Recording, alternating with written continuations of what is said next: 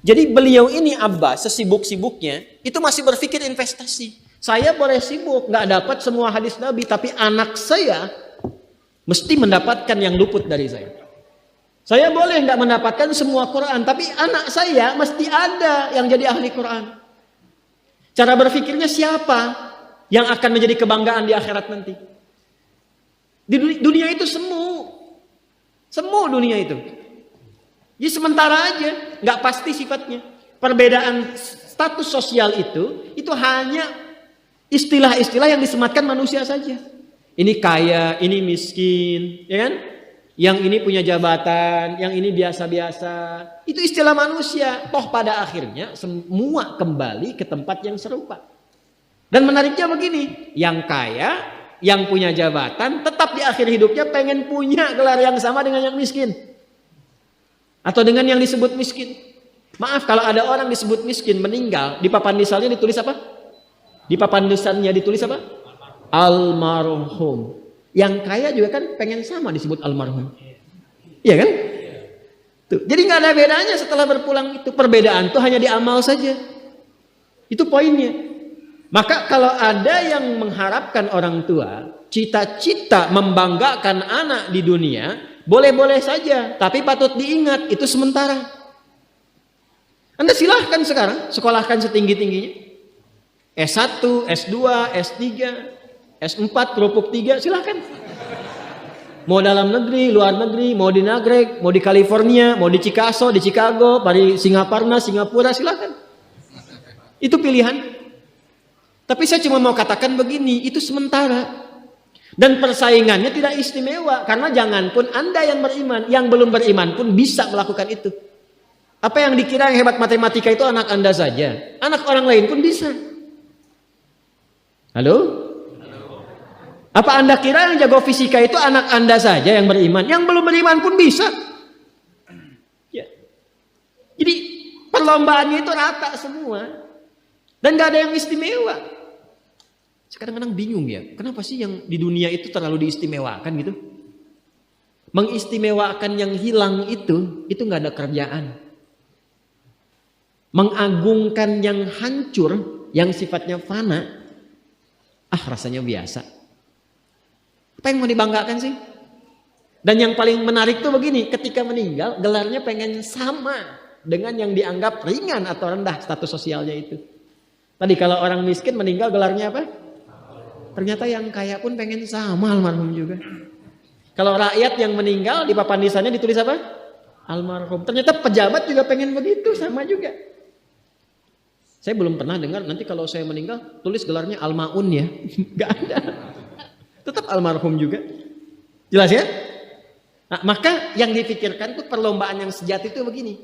Perlombaan yang sejati itu adalah perlombaan untuk kehidupan yang abadi yang gak fana lagi. Jadi kalau pada saat itu unggul selamanya karena nggak ada kematian lagi setelah itu. Itu yang dimaksudkan hadis Nabi. Kalaulah ada dunia ini punya nilai walaupun itu hanya bagian dari satu sayap nyamuk saja, ya, tentu tidak akan pernah Allah memberikan itu semua kepada orang-orang yang ingkar kepadanya. Ya. Karena kalau diberikan nggak adil di situ. Karena itu sifatnya fana, ujian saja. Pada akhirnya kembali. Nah, Abbas itu mampu membaca itu. Ini kehidupan sejak di zaman jahiliyah loh. Awas ya. Jadi risalah Islam itu membimbing pengikutnya, umatnya untuk berpikir lebih cerdas. Ini visioner. Makanya jadi muslim itu mesti cerdas. Beriman itu membuat Anda lebih pintar. Saya tanya begini ya, maaf ya. Sekali lagi mohon maafkan saya kalau perumpamaan ini kurang menyenangkan. Kalau ada yang abadi dengan yang sementara, Anda pilih yang mana? Masa? Sholat itu untuk yang abadi atau yang sementara? Abadi. Baik. Mobil itu untuk yang abadi atau yang sementara? Pilih yang abadi apa sementara?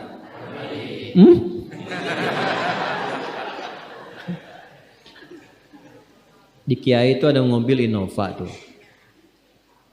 Siapa yang besok memilih tidak sholat subuh? Pilihannya pilih Innova atau pilih sholat subuh? Yakin? Kalau saya pilih Innova dipakai untuk mengantarkan sholat subuh. Nah, itu lebih bagus. Ya. Jangan dipotong sampai situ ya. Ya bisa aja kita pilih Avanza, bisa pilih Ferrari, bisa pilih Pajero ya. Awas yang punya mobil Innova, Anda potong royalti kena. Paham?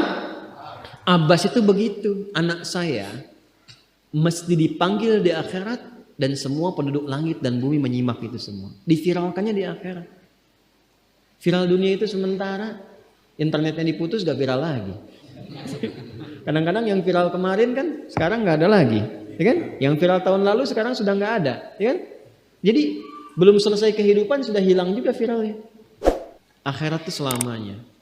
Dan biasanya begini, kalau orang-orang yang diviralkan oleh Allah atas kehendak Allah itu abadi melintasi setiap masa.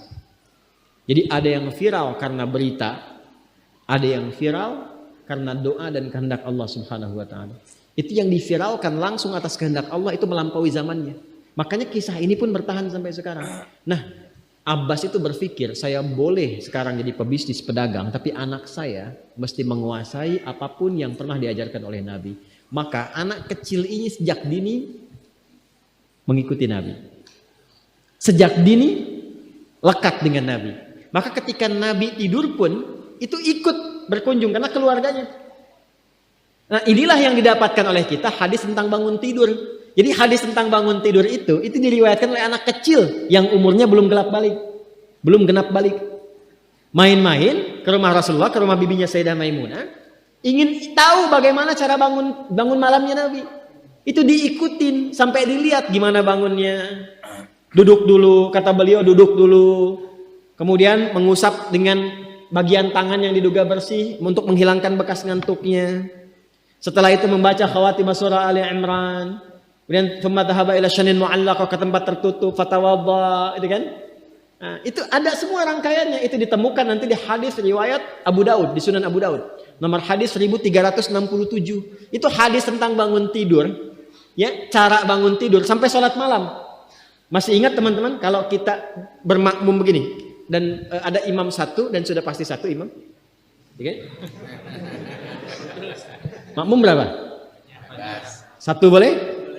Boleh. Dua boleh? Tiga boleh? Empat boleh? Jadi imam berapa? Makmum?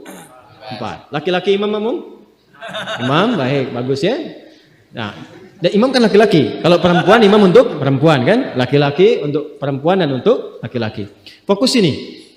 Kalau satu begini, satu laki-laki, kemudian di belakang laki-laki. Ini kan posisinya boleh sejajar kan? Ya kan? Yang imam ini, makmum ini kan? Tadinya di belakang, tarik begini sejajar. Ini yang meriwayatkan anak kecil yang belum balik itu. Itu riwayat Ibnu Abbas. Satu paket. Termasuk sholat, kemarin kan kita tarawih kan? Sholat malam. Yang dua rakaat itu kan? Ya, sholat malam yang sampai 11 itu, tambah khafifatain 2. Itu riwayatnya ini. Yang sholat tahajud malam yang 11 rakaat, tambah khafifatain 2. Ini riwayatnya ini. Tutup dengan witir 1 rakaat. Itu anak kecil yang meriwayatkan. Dan tahukah Anda, sepeninggal Nabi SAW, Abbas bapaknya ini hafal 200 hadis, anaknya Abdullah hafal 2000 hadis. Jadi gitu caranya. Anda di sini ada yang diplomat, yang di kantor, yang taruhlah berdagang misalnya, ibu rumah tangga, ya, dan sebagainya. Boleh, nggak apa-apa. Saat ini kita mungkin belum maksimal, tapi jangan biarkan ada satu di antara anak keluarga kita yang tidak jadi kebanggaan di akhirat. Tolong ya, tolong pulang dari sini dilihat. Anak Allah titipkan kepada saya berapa anak? Tolong siapkan jadi kebanggaan akhirat. Satu aja jadi ahli Quran. Untuk pelita di rumah tuh, penghilang kesedihan, penghilang kegelisahan, mendatangkan semangat. Itu demi Allah saya katakan, gak ada yang paling indah kecuali saat ayah pulang ke rumah. Tiba kemudian dia melihat anaknya yang kecil sedang murajaah.